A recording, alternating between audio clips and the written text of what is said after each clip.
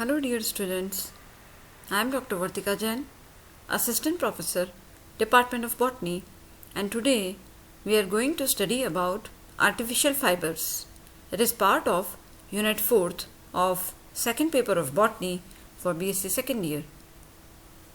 तो बॉटनी के unit 4th में हमने इकोनॉमिक बॉटनी के कुछ महत्वपूर्ण प्लांट्स के बारे में पढ़ा था, जिसमें हमने सीरियल्स पढ़े, पल्सेस पढ़ी, वुड प्लांट्स के बारे में पढ़ा, शुगर यील्डिंग प्लांट्स के बारे में पढ़ा और फाइबर्स के बारे में पढ़ा। तो फाइबर्स में हमने पढ़े कुछ नेचुरल फाइबर्स, यानी वे रेशे जो कि पौधों से प्राप्त होते हैं, जैसे गॉसिपियम, क्रोटोलेरिया, कॉर्कोरस, और इसके अलावा वर्तमान में विश्व में आर्टिफिशियल फाइबर्स भी काफ़ी प्रचलित हैं, अर्थात कृत्रिम रेशे। तो ये कृत्रिम रेशे क्या है, ये किन से प्राप्त होते हैं, इसके लिए क्या प्रोसेसेस होती हैं जिसके द्वारा कृत्रिम रेशे बन सकते हैं, इनके क्या यूजेस हैं, इनकी प्रॉपर्टीज़ क्या हैं, तो इसके बारे में थोड़ा संक्षिप्त में हम इस वीडियो लेक्चर में चर्चा करते हैं। जनरली आर्टिफिशियल फाइबर को हम आर्टिफिशियल सिल्क या रेयन के नाम से भी जानते हैं, और यह बेसिकली एक सेलुलोज प्रोडक्ट होता है। तो जो रेयन है वो ये बता रहा है कि जितने भी सिंथेटिक फाइबर्स हैं वो सभी सेलुलोज से ही बनते हैं, और जो रॉ मटेरियल प्राप्त किया जाता है वो या तो वुड पल्प से, लकड़ी की लुगदी से, या कॉटन इंडस्ट्री के अंदर जो लिंटर्स होते हैं उससे वो हाई पॉलीमर अल्फा सेलुलोज को प्योरीफाइड फॉर्म में लिया जाता है, और वो ही ये सिंथेटिक फाइबर बनाने में यूटिलाइज किया जाता है। तो ये जो रेयन फाइबर है वो बनाने में 4 प्रकार की प्रोसेसेस का प्रयोग किया जा सकता है। पहली है सेलुलोज नाइट्रेट प्रोसेस, दूसरी है सेलुलोज एसीटेट प्रोसेस, तीसरी है क्यूप्रा अमोनियम प्रोसेस, और चौथी है विस्कोस प्रोसेस। तो मैक्सिमम अगर हम देखेंगे तो रेयन बनाने में विस्कोस प्रोसेस को सर्वाधिक यूज किया जाता है, और usually most of the time rayon term जो है वो भी विस्कोस प्रोसेस से जो यार्न बना है उसी के लिए विस्कोस यार्न के रूप में अप्लाई की जाती है। और इस प्रोसेस में सेलुलोज के प्राप्ति हम वुड पल्प और कॉटन लिंटर्स से करते हैं, और जो दूसरी प्रोसेसेस के द्वारा या दूसरे सोर्स के द्वारा जो यार्न बनता है वो इन्फीरियर होता है क्वालिटी में इस विस्कोस यार्न के मुकाबले।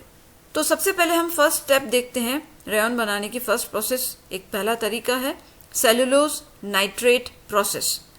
तो इस प्रोसेस के अंदर सेलुलोज को नाइट्रेटेड किया जाता है with a diluted mixture of nitric acid and sulphuric acid, और इसके द्वारा मोनो और डाई नाइट्रेट्स मिलते हैं, जिसे पायरोज़ाइलिन भी कहा जाता है सॉलिड स्टेट में। अब ये जो पायरोज़ाइलिन मिलता है इसको अल्कोहल और ईथर के मिक्सचर में डिसॉल्व कर दिया जाता है ताकि एक कोलॉइडन कंपाउंड मिल जाए, और इस कोलॉइडन कंपाउंड को फोर्स किया जाता है through glass capillary tubes into the air when the solvent evaporates living behind the threads of cellulose nitrate, और तब सेलुलोज नाइट्रेट के जो धागे हैं वो मिल जाते हैं, और फिर इसको फिर डाइजेस्टिंग करवाई जाती है कास्टिक सोडा से या सोडियम बाइसल्फेट के सॉल्यूशन से, और तब ये सेलुलोज नाइट्रेट सेलुलोज देता है। तो ये सेलुलोज नाइट्रेट प्रोसेस है जिसके द्वारा भी रेयन फाइबर्स का निर्माण किया जा सकता है। दूसरी प्रोसेस है सेलुलोज एसीटेट प्रोसेस। तो अब नाम से ही प्रतीत हो रहा है कि यहाँ एसीटेट का कुछ यूज होना चाहिए। तो आप देखते हैं यहाँ क्या किया जा रहा है कि सेलुलोज को ट्रीट किया जाता है with acetic anhydride in presence of sulphuric acid. तो H2SO4 के प्रेजेंस में सेलुलोज का ट्रीटमेंट एसिटिक एनहाइड्राइड से किया जाता है, जिससे सेलुलोज ट्राई एसीटेट मिलता है, और उसका डीकम्पोजिशन पानी के साथ करवाया जाता है, जिससे क्या होता है सेलुलोज डाई एसीटेट मिलता है, और उसको फिर वापस क्लियरली वॉशिंग करके उसको सुखा के और उसको अगेन एसीटोन, जिसके अंदर कुछ और सॉल्वेंट्स भी मिले हुए हों, उसमें डिसॉल्व कर दिया जाता है। अब ये जो सॉल्यूशन बना है इसको एक स्पिनरेट के थ्रू पास करवाया जाता है एक वार्म चैम्बर में, और जहाँ ये धीरे धीरे इसमें से सॉल्वेंट जो है वो वाष्पीकृत होने लगता है, और पीछे खाली सेलुलोज एसीटेट के फाइबर्स रह जाते हैं। और ये जो सेलुलोज एसीटेट के फाइबर होते हैं दे बर्न विथ डिफिकल्टी, और इसको मोस्टली सिलानीज सिल्क के नाम से भी जाना जाता है। तो पहली प्रोसेस सेलुलोज नाइट्रेट प्रोसेस देखी, दूसरी process cellulose acetate process. Now the third process is cuprammonium process. Cuprammonium process में क्या किया जाता है कि सेलुलोज को अमोनिकल कॉपर हाइड्रोक्साइड सॉल्यूशन के अंदर डिसॉल्व कर दिया जाता है, उसको घोल दिया जाता है। और अब जो सॉल्यूशन बना है उसको एक स्पिनरेट से पास करवाया जाता है एक सल्फ्यूरिक एसिड बाथ में जिसमें H2SO4 हो। और उससे क्या होता है कि सेलुलोज जो है वो बहुत ही सूक्ष्म धागों के रूप में प्रेसिपिटेट होकर के निक्षेपित हो जाता है। और अब जो फाइबर हाथ में आया है उसको क्यूप्रा सिल्क भी कहते हैं। तो ये प्रोसेस क्यूप्रा अमोनियम प्रोसेस, जिसमें कॉपर का प्रयोग किया जा रहा है, और वो कॉपर कैसा है, अमोनिफाइड है, यानी जिसको NH3 से पहले ट्रीट किया गया है। Now the fourth and the most important process of making rayon fibres या आर्टिफिशियल फाइबर या जो कृत्रिम फाइबर हैं वो बनाने की सबसे महत्वपूर्ण स्टेप है विस्कोस प्रोसेस। इस प्रोसेस में क्या किया जाता है कि सेलुलोज को 20% कास्टिक सोडा सॉल्यूशन में 3 घंटे के लिए भिगो के रख दिया जाता है। और बाद में इसमें से ये जो कास्टिक सोडा आप जानते ही हैं OH ग्रुप है, तो एल्केली सॉल्यूशन है, क्षारीय विलेन है, ये क्षारीय विलेन इसमें से रिमूव किया जाता है और इसमें कार्बन डाइसल्फाइड गैस को ऐड किया जाता है। और इस सब के द्वारा क्या होता है कि एक मिक्सचर सेलुलोज ज़ेंथेट्स का प्राप्त होता है और इसको पुनः सोडियम हाइड्रोक्साइड NaOH के अंदर डिसॉल्व किया जाता है। तो उससे क्या होता है, सोडियम सेलुलोज ज़ेंथेट्स के फाइबर मिलते हैं और नेचुरली वो अल्केलाइन होंगे, हाइड्रोक्सिल ग्रुप रिच होगा, उनकी विस्कोसिटी भी बहुत ज़्यादा होती है। और अब जो सॉल्यूशन जो सोडियम सेलुलोज ज़ेंथेट्स का मिला है उसको हम विस्कोस सॉल्यूशन कहते हैं। उसको केयरफुली हम छानते हैं, फिल्टर करते हैं और फिर इसको फोर्स करते हैं एक स्पिनरेट के थ्रू एक डाइल्यूट H2SO4 के बाथ में।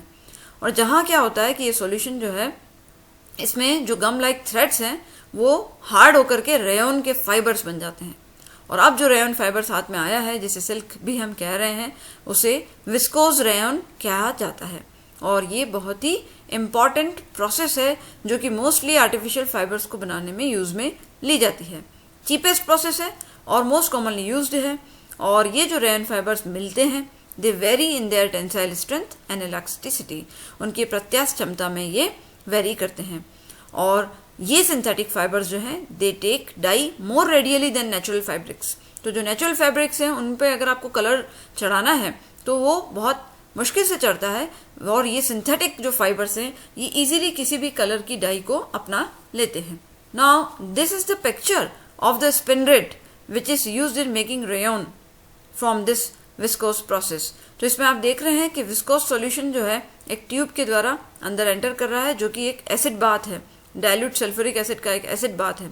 और इस तरफ से स्पिनरेट लगी हुई है जो कि घूमती जा रही है और रोटेशन से क्या होता है कि जो फाइबर्स हैं वो ट्विस्ट होकर के धागे के अंदर परिवर्तित होते जा रहे हैं। Now what are the uses of these rayon fibres. तो अगर देखा जाए तो 500 से भी अधिक यूजेस रेयन के मिलते हैं। They may be used alone और they may be used in combination with other fibres of plant origin और नेचुरल सिल्क। तो जो आपके नेचुरल फाइबर्स हैं, नेचुरल सिल्क है, उसके साथ भी इसको यूज़ किया जाता है सिंथेटिक फाइबर्स को, या फिर उनको अलग से भी सिंथेटिक फाइबर्स के कई क्लोथ्स बनते हैं।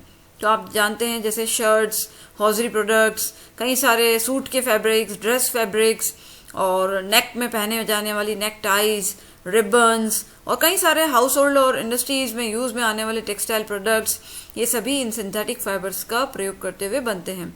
तो रेयन फाइबर एक बहुत ही इम्पॉर्टेंट उपलब्धि रही जिसके द्वारा बहुत ही आसानी से हम बिना किसी नेचुरल सोर्सेज को नष्ट किए हुए हम आर्टिफिशियल फाइबर प्राप्त कर सकते हैं। तो हो सकता है कि एग्जाम में इस पर आपको कोई शॉर्ट नोट पूछा जाए तो आप ये सारी रेयन की क्वालिटीज़ बताते हुए और ये चारों प्रोसेस बताते हुए इस पर शॉर्ट नोट लिख सकते हैं। तो यहाँ हमारा फाइबर्स का पोर्शन फिनिश होता है। Thank you very much.